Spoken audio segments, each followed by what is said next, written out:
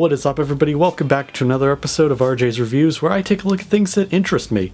And today we're going back to Game Builder Garage for another little showcase, because I couldn't really find much in way of content that I could do quickly, and I needed to get some content done for the week, so here we are back again.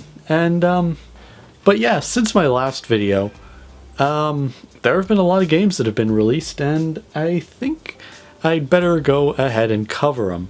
So, yeah, thought it would be worthy of it, and, you know, nice little quick video, and you guys seem to like it, so, you know what? I'll keep kind of doing these, I guess? Not as much, but you know.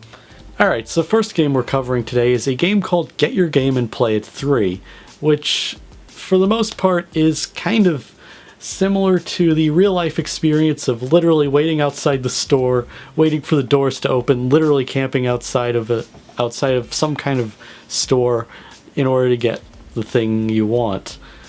Unfortunately, it kind of doesn't work out in this game. I'm not going to spoil too much of the story because there's a lot of story behind it. Well, not really a lot, but enough for a Game Builder Garage game. It's a short little experience. I managed to kind of beat it in like 3 minutes, and it's not bad actually. So, yeah, for a rating, I'm probably going to give it about an 8.5 to 9 out of 10. There are a few areas where the obstacle course portion is a little weird, because it's like you kind of have to time the jumps right and kind of precision jump things and stuff. You know, it's a little. It took me a while to get that aspect of it, but otherwise, pretty simple game, pretty small-ish story, nice short experience for those who want it. Alright, so the next game on our list is a game called Pokémon Sleep, where you basically sleep. It's all you really do. The only thing you can interact with is the bed. It's literally just the bedroom area thing that appears in a lot of Pokemon games, and all you can do is interact with the actual bed. And when you do actually go to sleep, it literally counts down for 8 hours exactly. I mean, its instructions become very, very simple. You know, go to sleep for 8 hours, press the A button. Unfortunately, we got more games to do, so I'm not going to deal with that, unfortunately. But it's just funny to see how that's the only thing to really do. And, yeah, that's just it. And but I will say, for what we do get, it's very masterfully crafted. Very well made. I could see Game Freak not really making this, but it's in a style that would be kind of similar to what they do make already. And one of the comments on the My Garage Games website that where I find all these things, one of the comments is literally kind of summing up kind of my review. You know, amazing gameplay, fantastic story. I'll have a screenshot on screen right now. But yeah, amazing gameplay, fantastic story. Would recommend to everybody. Truly inspiring. 11 out of 10. I will say, I guess, I mean, it does give a very good message, in my opinion. It was well crafted, well made. Really looks good for Game Builder Garage. And you know what? I'm probably going to have to make that the first game that I've ever given an 11 out of 10 to as well. I just have to. So, you know what? I think I'm going to give it an 11 out of 10 as well. So, yeah. So the next game on our list is a game called Evil X-Files Survive. Now, this is a game that I've actually had to re-record the segment for because apparently after a little bit of researching and a bit of checking things out, I did notice that I got a few things about it wrong, so I'm just going back and recording it after editing. But yeah, this is a game that was developed by RPG Plus, who made another game called Evil X Vile, which is a 2D horror game. And Evil X Vile Survive is a spin-off of that, and mostly is a survival game. This is really good for Game Builder Garage. Yeah, because it really does make the Game Builder Garage limitations just go away, basically. Because it plays out real nice. Almost looks like a AAA title, but it's got still got a lot of the Game Builder Garage like features in it. But it's still a coherent game. I find it to be more kind of like tower defense, but you can move because there's like a wave system. Or almost like one of those Roblox build to survive games that Roblox had like in the 2000s and into the 2010s. But I think gameplay wise it's pretty good. It plays out nice. The controls are pretty good. There's a lot of them. It's got a good explanation. Well, not a really. It's got an okay explanation of how it plays in the game itself, which having an explanation is already a big plus in the game. So I'm gonna have to literally give this a 10 out of 10. I really couldn't find that many problems in the game, so yeah, I think it deserves a good 10 out of 10. It's not bad, so yeah. Alright, so the next game in our list of games to take a look at is a recreation of Roblox, which, as someone who literally joined Roblox in 2013, I literally feel nostalgic for it already, because right off the bat I see that they tried to recreate the Roblox stud texture, where Roblox literally tried to emulate Lego in a lot of their designs. In fact, it was very common to find stuff like that in Roblox Studio to kind of look like that, and unfortunately it's kind of more of like I'm gonna say kind of a footnote in the history of Roblox these days, but yeah, it just kind of brings back quite a lot about old Roblox in general, and also the actual skin that they have your player play as, or the color scheme that your player is, which is actually the original Roblox noob skin thing. Even though that kind of changed throughout the years. But yeah, I mean, it's a typical obby, and it really kind of does act kind of similar to an actual Roblox obby. The typical Roblox obby parts are there, like, you know, you got your checkerboard area, your normal jump area, and maybe a little bit of a spinner thing area. So yeah, it's a pretty good little recreation of a Roblox obby, and yeah, I'm gonna have to give that a nice 9.5 out of 10, because there's a few issues I've noticed, like the walk speed's a tad slow, but I guess that could be chalked up to probably the fact that they actually kind of animated the character joints, because they tried to do the Roblox R15 mode thing, which is a small touch that I kind of noticed in it. So yeah, I'm gonna give it a 9.5, because usually it's not the fastest, but I can kind of understand why. So the next game we have on our list today is a game called Nedd's Home, a game that I think might have some kind of connection to the game we're going to be covering after it, Nedd's Mansion. So, you know, so Nedd's Home, it's a very simple little game. I'm going to say it borders on the collectathon concept, because mostly it has a mechanic where you collect turnips. I haven't really played through the entirety and haven't found all of them, but I've kind of get the gist of it. And yeah, there's a bit of platforming. You do have a jetpack in this game. But anyway, so you do have a jetpack in this game, so you can do some of the platforming stuff easily. Unfortunately, it does kind of run out imaginably, so yeah, that's a bit of a problem, I guess. But you know, so yeah, it's not a terrible game.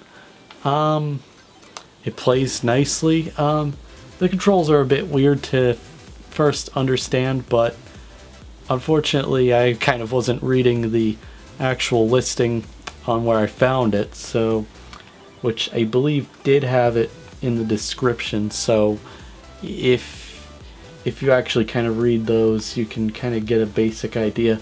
I kind of did after a while.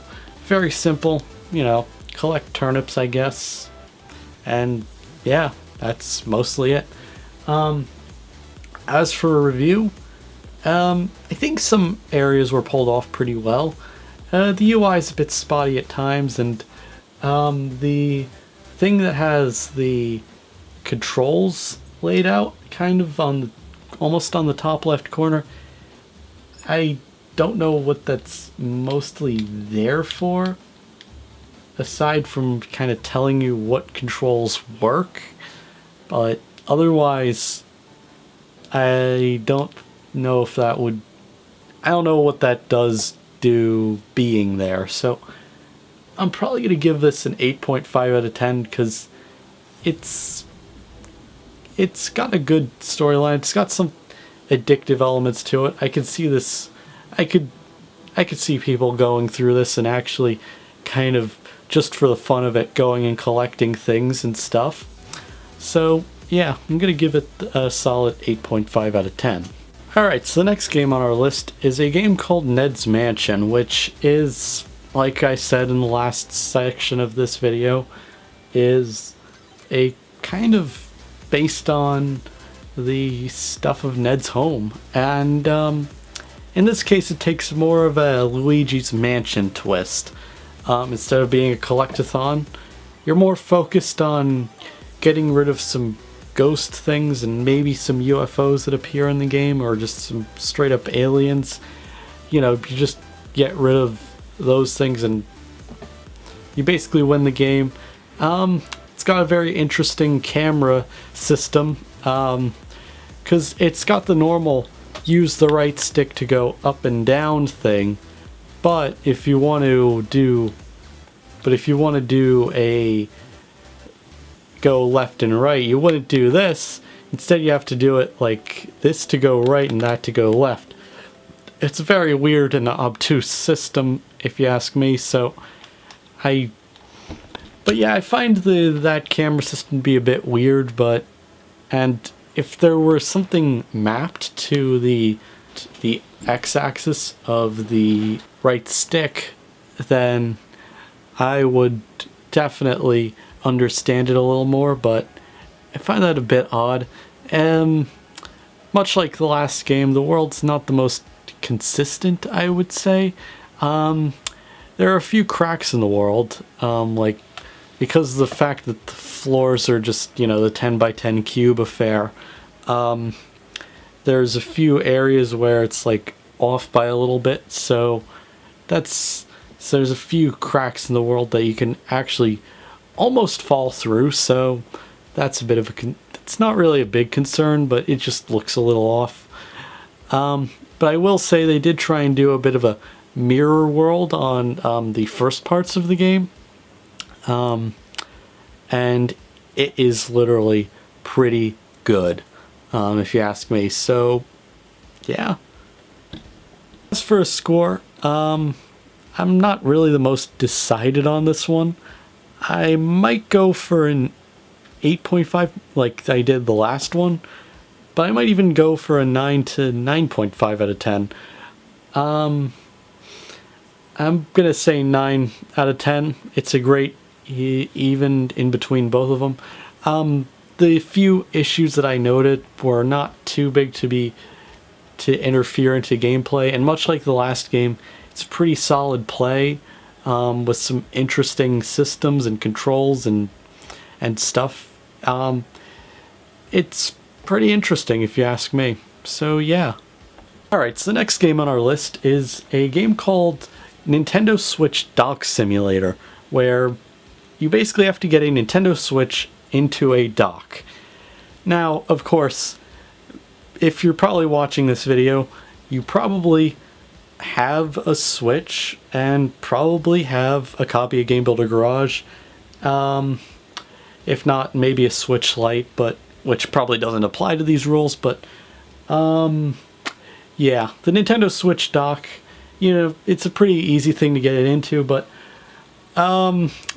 this game involves motion controls, as one would imagine. If I'm gonna say it's a hard game and it's got a lot of rage game elements on it, but it's pretty cool because, yeah, you can just, it's simple, it's got a simple premise, and yeah, again, it's a rage game, so imaginably my own rage, even though I really only played it for about a minute, if I'm gonna be honest, only really led me to kind of not really rage that much. But because of how hard this game kind of made it, yeah, I'm gonna give it about, I don't know, maybe a 7.5 to 8.5 out of 10.